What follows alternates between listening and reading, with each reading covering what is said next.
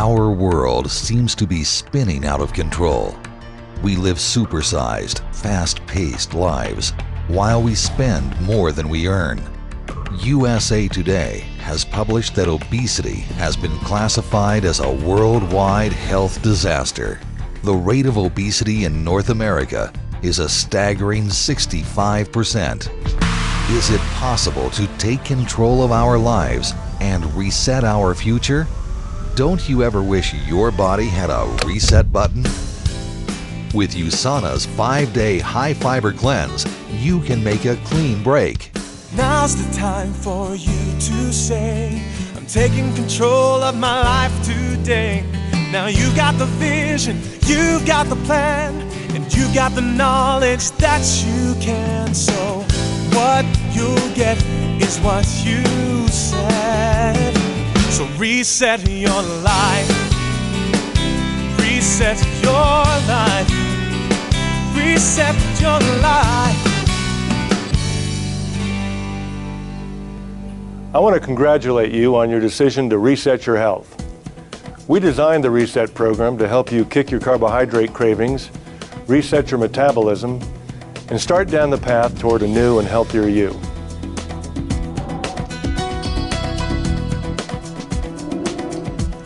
More than 2/3 of adults and 1/3 of children in the United States and Canada are now considered to be either overweight or obese. 1/3 of the adult population is presently on a diet, and another third is trying to maintain their weight. In the U.S. alone, we are now spending more than $30 billion each and every year on diets.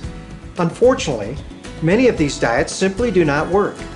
Medical studies show us that nearly everyone who loses weight on a diet will gain all that weight back and more in just a couple of years.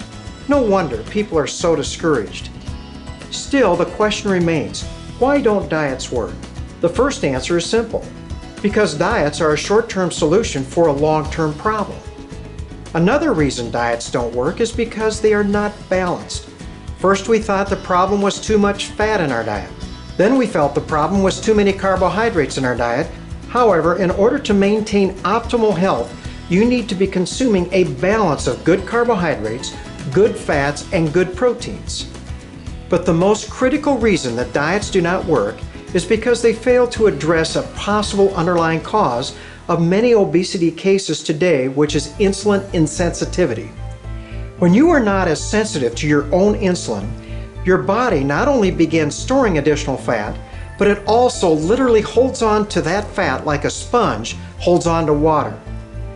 In 1981, Dr. David Jenkins introduced a new concept for how quickly our bodies are able to absorb long chains of sugar, which make up carbohydrates.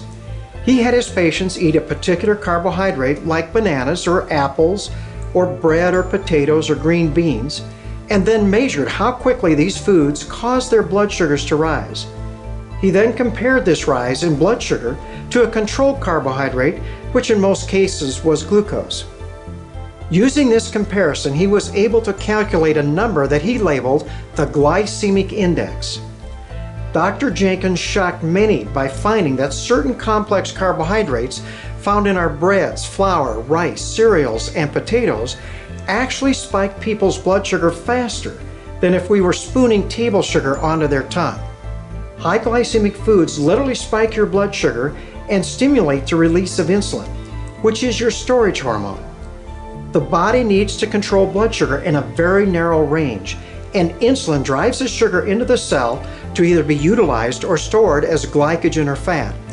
Insulin also blocks the release of fat. So what exactly happens when you spike your blood sugar? When blood sugar rapidly rises, it causes a tremendous release of free radicals, which in turn leads to significant inflammation of the arteries, especially the fine arteries of the muscle called capillaries. This is known as glycemic stress.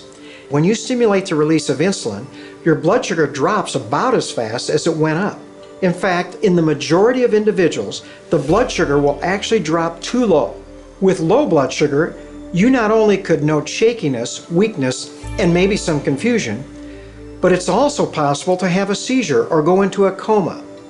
You see, the body must maintain its blood sugar in a very narrow range.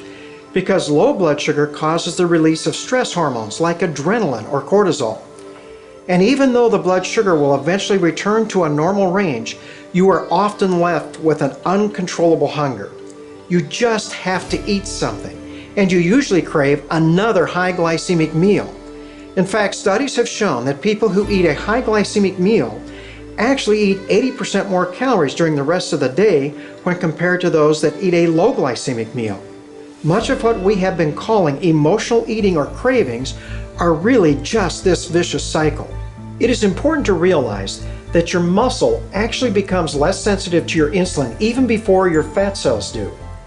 Therefore, your muscles, which normally take up 85 to 90% of the calories from your meal, are not able to utilize the calories normally from any meal or snack.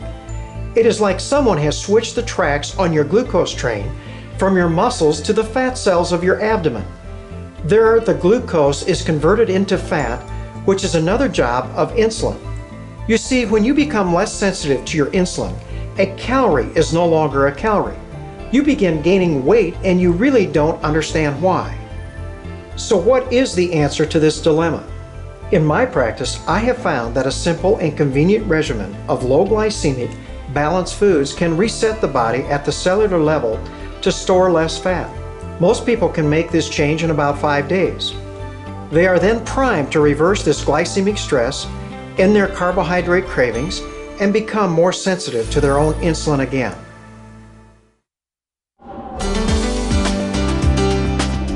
Before you begin, I have a few simple tips to help you get started right.